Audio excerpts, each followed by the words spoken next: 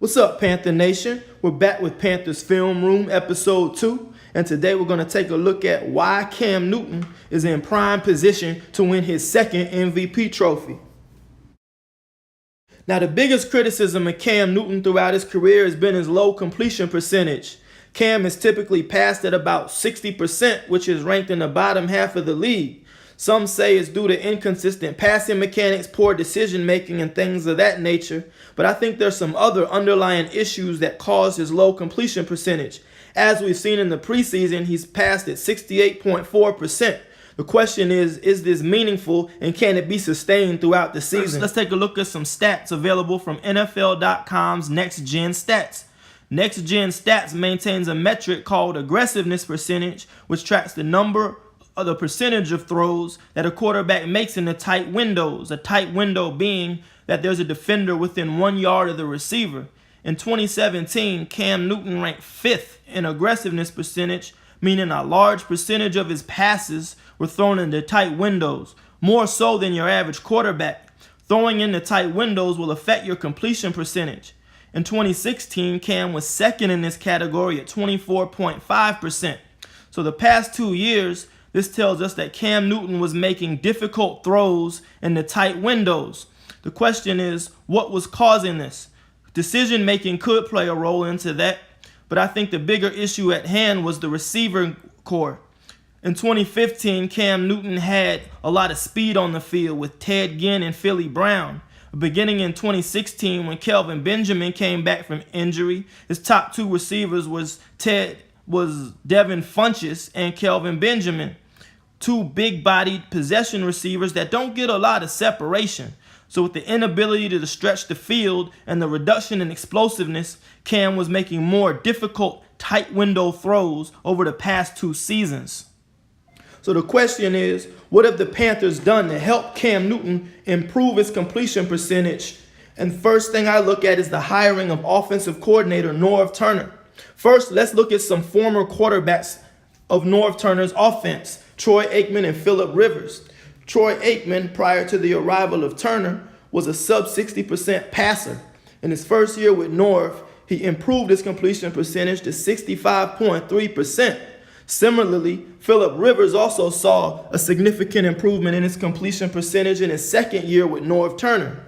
Does this mean that Norv Turner has some magic dust that he just throws on his quarterbacks to make them accurate passers all of a sudden? Well, that's possible. I think it has more to do with things he does in his offensive scheme that create bigger throwing windows for his quarterbacks and easier reads. The first thing that I see is that Norv Turner's most successful offenses have featured a dual threat running back, whether that be Emmitt Smith in Dallas, Darren Sproles and LaDainian Tomlinson in San Diego, or even the fullbacks like Daryl Moose Johnston or Mike Tolbert. Dual threat running backs can create mismatches against linebackers and give quarterbacks easy throws, whether that be in a screen game or in a check down option. The Panthers have Christian McCaffrey, who had 80 catches last year. McCaffrey is the ultimate mismatch weapon. As you watch him here, just put a linebacker on skates, get upfield, and get a first down. Christian McCaffrey can line up in the backfield. He can line up as a slot receiver. He can be a big part of the Panthers' screen game. I expect McCaffrey to be one of the feature weapons of the offense this year. By featuring McCaffrey in the passing game, Cam will be making a lot more high percentage, easier throws, which should give him a higher completion percentage this season.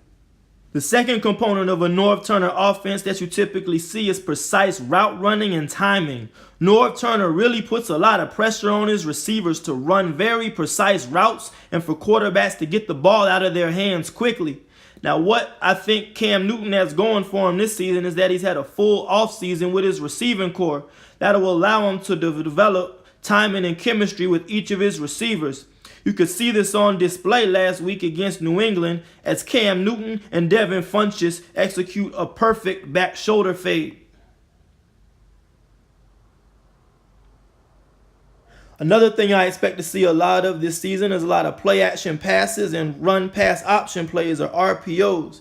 These types of passing plays create bigger throwing windows for quarterbacks and give them more simple reads. In the preseason, watch Cam Newton find an open Curtis Samuel off the play fake for a 30-yard gain.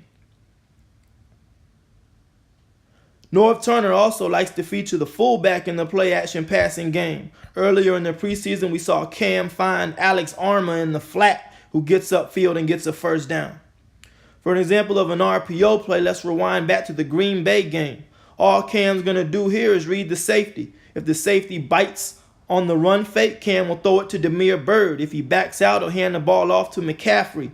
Watch as the safety bites on the run fake, creating a huge throwing window for Cam to find Damiere Byrd for 6 points. Another major feature of a Norv Turner offense is the bang 8 and deep dig routes, like Torrey Holt says here. Historically, Cam Newton and Devin Funchess have had a high success rate running these routes. As you can see, Devin Funchess has had a success rate of over 70% running these deep dig and post routes over the past year. Here, watch Cam Newton connect with Funchess on the dig route for a first down. I expect to see a lot of this season as Devin Funchess continues to evolve his role as the #1 receiver. Norv Turner offense has also featured the tight end in the passing game, whether you want to go back to Jay Novacek in Dallas or Antonio Gates in San Diego.